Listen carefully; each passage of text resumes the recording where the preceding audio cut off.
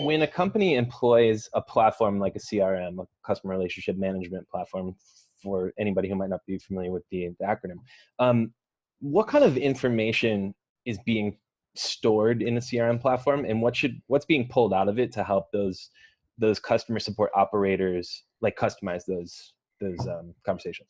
So customer service is obviously a huge thing, and for live chat, and we see it all the time at GreenRope, and it's so helpful, and it's helpful on so many levels, because the first thing is, once a person initiates a live chat, if your live chat is integrated into your CRM, well, that conversation is transcribed, and you can actually view, if anyone were to go into that contact's record, they can pull up exactly the conversation that was had over live chat.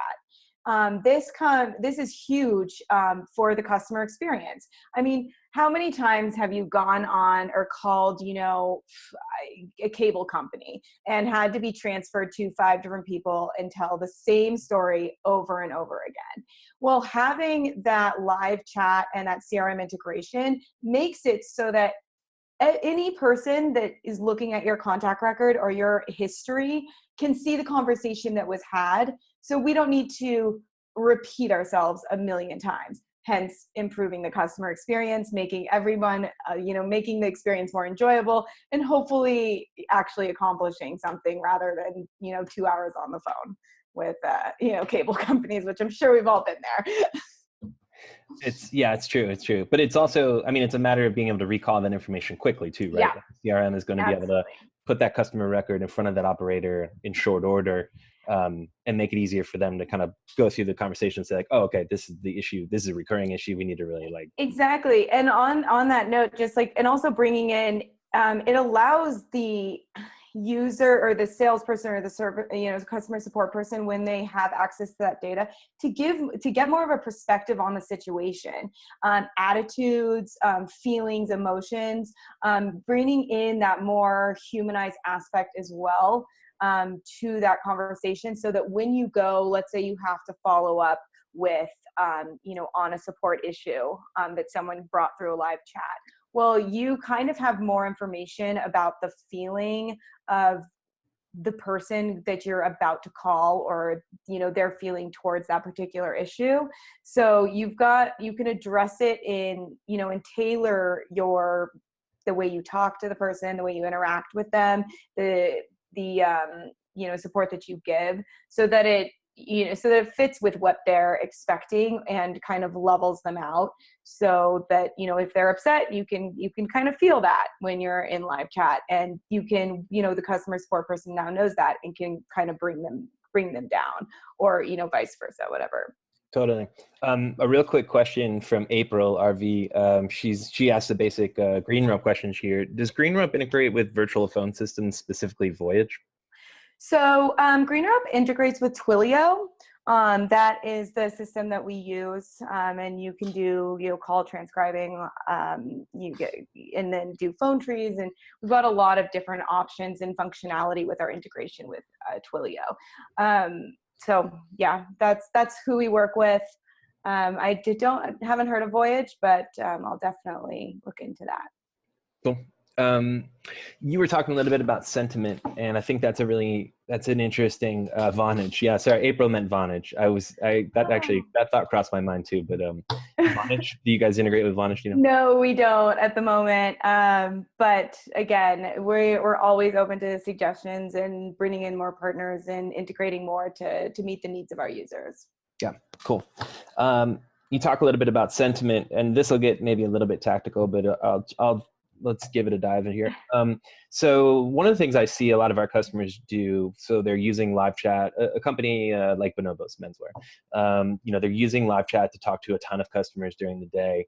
And one of the things they do is make a point of having all their operators review any sort of leads or cases or tickets that they open during that time that they're on live chat, so that they can attach notes or assign for follow-up, or while the conversations are still fresh in their mind, provide added context. Because that's one of the nice things about a CRM is you pull up this full transcript and you can read it quickly, but what might also help the person who comes back to that customer in the future is an annotated note that says like, boy, this person was really nice. I'm going to try to frame this in the positive. So like, boy, this person was really nice. They were a joy to work with. And whenever they come back next, maybe we should offer them a coupon or something, so that we can really kind of like build on this positive experience that we have. Do you have any other best practices, maybe on this topic of like sentiment and also just looking at customer records? Do you have any best practices or tips on like looking, a customer interaction happens and maybe there's something you should do after the fact to alert the future representative who has to talk to that customer? Yeah, so I always, I love data. I love viewing the interactions and engagements. As a marketer, I'm all about, that engagement and making it a positive engagement. And then I'm also huge on the follow-up. And it's funny for me because I love automation, but I also like the human aspect. And so I think that with a lot of, one thing that you can do with live chat, especially if it is connected with your CRM and your marketing, your marketing automation platform, is even send, special automated messages to them after they've chatted with you, just to kind of make them know that, we're thinking about you, you are top of mind, we're here if you need anything else. And what was traditionally, a very manual process, they already spoke to you, so they know that you are human. They know that you're not a bot. But maybe having a few different, having, just even automated follow-ups are a good way just to kind of make sure that they know that, yes, we're taking care of you. Yes, you're on our mind. And you're important to our company. Cool. Yeah. Josh is asking a question. I just want to address it before we move further into this discussion. So Josh is asking, he's asking some questions about messages that you might receive from marketplaces. And Josh, so you're asking here, GreenRope creates websites, but it may be worth clarifying that GreenRope is actually a CRM platform for managing customer interactions. It's not necessarily an e-commerce platform. But I guess there is a question there, Alessandra. Can GreenRope if you have a marketplace listing somewhere and somebody's commenting on your storefront, or can it take like comment sections from different places and filter those in there as well? So not really. One thing that we do have is social on that level, but it's not really specific to actual marketplaces, is social automation. So for example, if someone tweets or replies to you or comments on a Facebook post, or your LinkedIn page, your LinkedIn company page, we can actually trigger follow-ups, automatic follow-ups, or trigger workflows that will, automatically send a message to that person or reach out to that person. So it will do that in a social manner, but we don't have anything necessarily set up to bring in, comments from those marketplaces. Yeah. Of course, if you have you can always, drive people, to your website from there, and then use campaign IDs and links to trigger automation, but that's kind of Yeah. Josh, maybe if you want to shoot me an email when the webinar is finished, it's just Carl, Karl at olark.com. I'd be happy to try to sound it out with you a little bit more. Maybe there is a platform we can help you find something. I don't know, but hopefully that gives you it seems like that clarifies the situation a little bit. So let's talk about CRMs and when should a company get started with CRMs? Because I feel like that's a tricky question, and the timing on that it's going to be like a moving target in terms of when should you start thinking about CRM. So if anybody's on the call today who doesn't have a CRM, Alessandra, what should they look for to be like, this is the right time to start shopping around for a CRM platform? So I think that the first day you start your business is the right time to be shopping around for a CRM. And even though that's unrealistic, the reason I say that is building a strong foundation of data is really important for your marketing, your sales, your operations, and the overall customer experience. And so I would say if you don't have one, find one as soon as you possibly can. But that being said, before you go in and invest in a CRM, really try to understand what you want to accomplish and what the big picture is. Don't just go into, a platform just because it does email marketing or just because it does, opportunity management. You need to put all the moving pieces of your business together. And so it's really important to take a step back before you get all excited in finding a new technology to help you build your business. Take a step back and look internally at what's actually going on within your business and establish the process, establish the strategy that you want to take. And this includes sales, marketing, and operations. You really need to look, get the grand scheme of things and then narrow it down so that you can find out what you really need in a system, and then go from there. Don't just go, reading all the reviews and searching for and trying a million different CRMs. The best practice is to actually just analyze your own business first. And then also another thing I always say is analyze your own customer experience. Become the customer. What do they experience when they go on and they're trying to, open a live chat with you? What does that look like? Are you gathering their information? Where is that information being stored?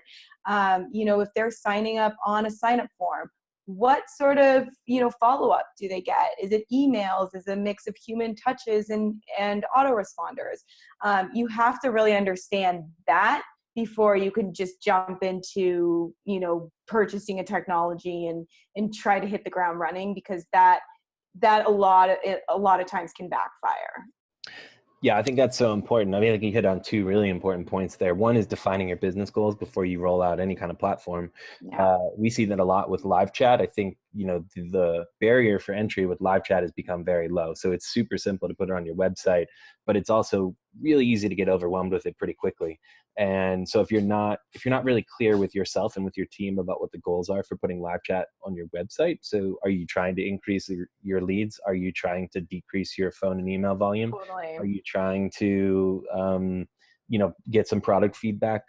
If you don't have those business goals defined at the outset, you're not going to get a good sense on whether you're getting ROI from that, and you're just going to feel overwhelmed and confused and maybe just being pulled in a million different directions. So number one, I think that was an important point. Go ahead. You wanted to add on to that? No, and I was just going to say also, also establishing a protocol for your communication with your online chat, because when you're giving a lot of power to the person that's sitting behind that computer.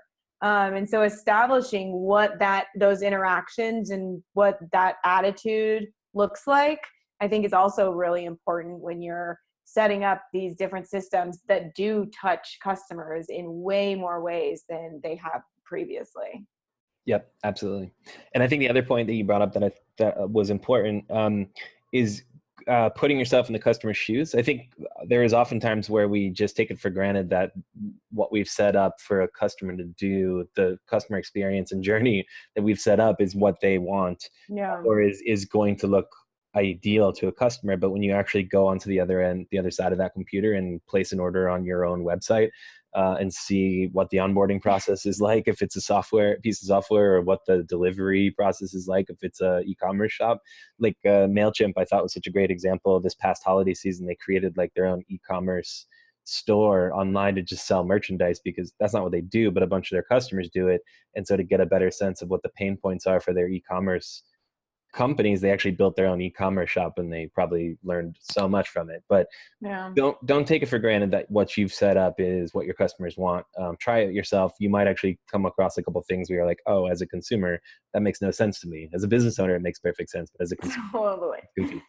Yeah. We had two questions. So Marco just wanted another point of clarification. I don't think GreenRope does this, but is there any sort of order management component built into GreenRope? We do have an e-commerce part of our feature functionality, so it can manage inventory and that kind of stuff. So you can set up a store and purchase and set up automations associated with that. There you So, go. and you can also create a store and embed it on your own website. So, Okay, Marco, hopefully that helps. And then Josh just had a quick question here. He says, so Olark saves the pages that the user is viewing. So if anybody here doesn't use Olark already, if someone starts a chat on your website, we employ some light cooking that allows you to see which pages they're on your website as they're browsing. So let's say they start a chat on the homepage and they're asking about checking out, but they're not on the checkout page. You could instruct them or even push them to the checkout page.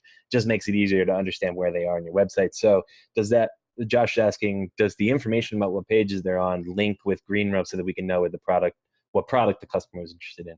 And the answer, as far as I know, is yes. yeah. So Josh, all of the information that comes up in a chat normally, which is like IP address, browser type, device type, email if they logged in at some point, and then pages that the chat started from. You'll see basically your exact transcript you would see in the Olark dashboard come through to the GreenRope CRM, and your operator then will see like how did this thing progress and where did they end up when the conversation finished.